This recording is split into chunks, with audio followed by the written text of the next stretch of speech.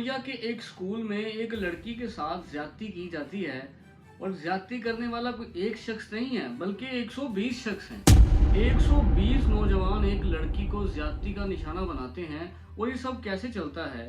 इसके पीछे ना तो कोई प्रिडक्शन ऐसी है जिसे हम कह सकते हैं कि पहले भी उस स्कूल में ऐसा कुछ होता रहा है। लड़की की उम्र 13 से 15 साल है और ये उसके साथ गैर इरादी तौर पर ये सब कुछ होता रहा। स्कूल में पहले भी इस तरह के वाकयात देखने को मिलते रहे हैं, लेकिन उस वाकयात को मामूली और गैर संजीदा समझ के छोड़ दिया जाता रहा है। लेकिन इस केस ने पूरे प्लेटफॉर्म को, पूरे रिफॉर्म्स को हिला के रख दिया जब इसकी रियलिटी सामने आई। अब इसके पीछे का फैक्टर क्या है? सबसे पहली चीज तो ये है कि लड़की की उम्र 14 साल थी। पेरेंट्स की तवज्जो ना देने की वजह से लड़की खुद को तन्हा महसूस करती थी और इसी वजह ने उसको अपना हमदर्द ढूंढने के लिए बाहर की तरफ मुंह करना पड़ा। लड़की एक लड़के से मिलती है 2004 के एंड पे। 2004 के एंड पे लड़की की बात होती है एक लड़के से। बज़ाहिरन तो वो लड़का देखने को और सुनने को बहुत अंडरस्टैंडिंग लगता है और यही चीज़ लड़की को सबसे ज़्यादा इम्प्रेस करती है। एक तरफ वालिदैन की लापरवाही और दूसरी तरफ उस लड़के की तरफ से इतनी परवाह करना, लड़की को उसका पूरे का पूरा तवाज़ुन उस लड़के की जानब बढ़ जाता है। आहिस्ता आहिस्ता लड़की का उस लड़के पर इतना ट्रस्ट हो जाता है कि वो लड़का ना सिर्फ वॉइस कॉल बल्कि वीडियो कॉल पर भी लड़की के साथ बात करता है। And you all know that कि आजकल जो इस कंट्री में या ऑल ओवर द वर्ल्ड हो रहा है वो क्या है। लड़की उस लड़के पर अपने पेरेंट्स से ज़्यादा ट्रस्ट करने लगती है। एंड वंस ऐसा होता है कि लड़के को पैसों की ज़रूरत होती है और वो लड़की को कहता है कि मुझे पैसे चाहिए, एंड वो लड़की अपने पेरेंट्स के पैसे चुरा कर उस लड़के को देती है, जो कि वो उसको सिर्फ अपनी अयाशी में उड़ा देता है। अब सीन यही नहीं है, लड़की जिस स्कूल में पढ़ती थी लड़का भी उसी स्कूल में पढ़ता था। लेकिन being a young women and boy, हर किसी की कोई ना कोई ख्वाहिशात होती हैं एंड दे बोथ हैव। उन दोनों की भी यही ख्वाहिश थी। वो दोनों चाहते थे कि वो दोनों एक दूसरे के साथ सेक्सुअली मीटअप करें और इसी पनाह को लेते हुए लड़के ने लड़की का इस्तेमाल किया। एंड वंस ही सेड के अगर तुम मेरा साथ नहीं दोगी तो मैं फिर खुद को कुछ कर लूँगा, जहर खा लूँगा, मर जाऊँगा। And these all are toxic words for girl, but उसने उसकी मोहब्बत में आके उसके साथ ये सब करने को राज़ी हो गई। एंड शी डजंट नो, और वो बिल्कुल भी नहीं ये जानती थी कि कब क्या हो जाएगा, कब 1 से 120 की लाइन लग जाएगी। 28 सितंबर 2004 लड़के के बार बार इंसिस्ट करने पर लड़की उसे उसके बताए हुए मुकाम पर जाती है और वहां पर उसके साथ सेक्सुअल एक्टिविटी परफॉर्म करती है। अब यही नहीं, ये उनका एक मामूल बन चुका है। अब उस मुकाम पे जब उस लड़के के साथ वो लड़की सेक्सुअल एक्टिविटीज परफॉर्म करती है तो उसके बाद लड़का टिकता नहीं है बल्कि बार बार उसे ये परफॉर्म करने के लिए कहता है। पूरे 2 महीने के बाद लड़का फिर उसे एक मुकाम पर बुलाता है और जब लड़की उसके बताए गए मुकाम पर पहुंचती है, जगह पर पहुंचती है, तो वहां देखती है कि लड़के के साथ उसके 3 दोस्त और भी मौजूद होते हैं, जिसका लड़का ये बहाना बना देता है कि ये दोस्त सिर्फ हमारी रखवाली करने के लिए, प्रोटेक्शन करने के लिए यहाँ पर आए हैं। मगर ऐसा नहीं होता।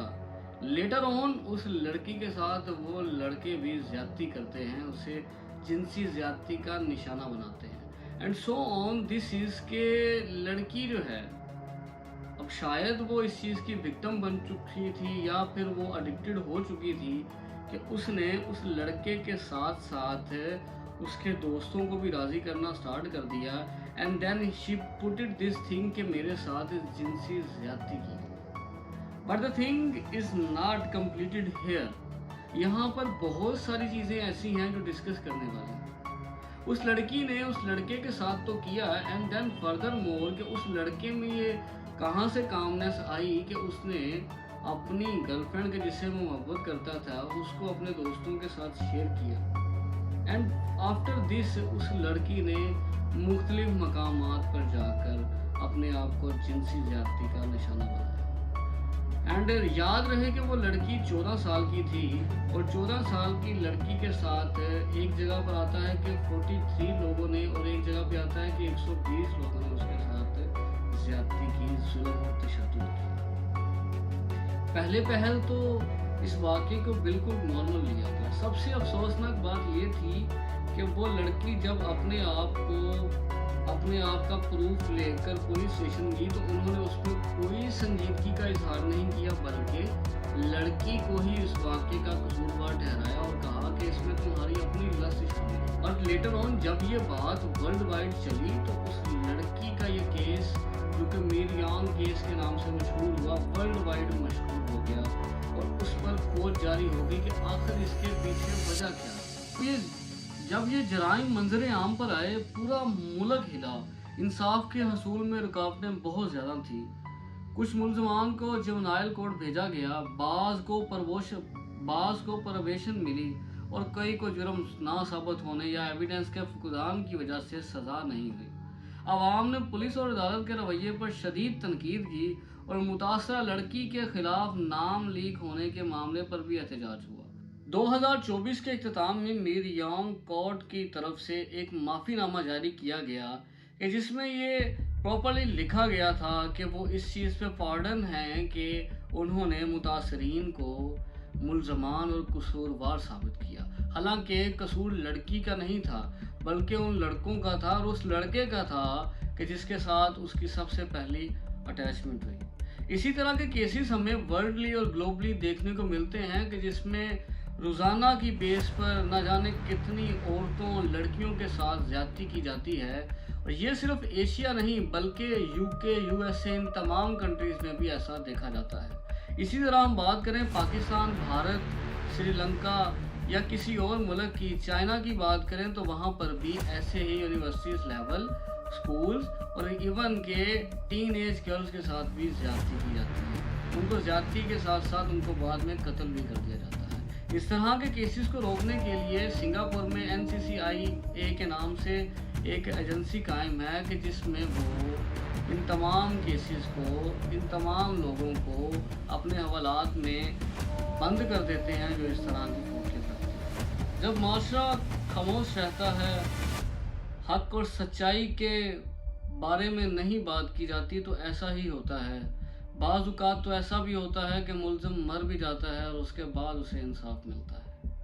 मज़ीद इस तरह की वीडियो के लिए, मज़ीद इस तरह के केसेस के लिए हमारे इस चैनल को सब्सक्राइब करें, बेल आइकन को दबाएं और याद रखें जब तक हम क्राइम के ख़िलाफ़ आवाज़ नहीं उठाएंगे ये बंद होने वाले नहीं हैं। मिलते हैं अगली वीडियो में। अल्लाह।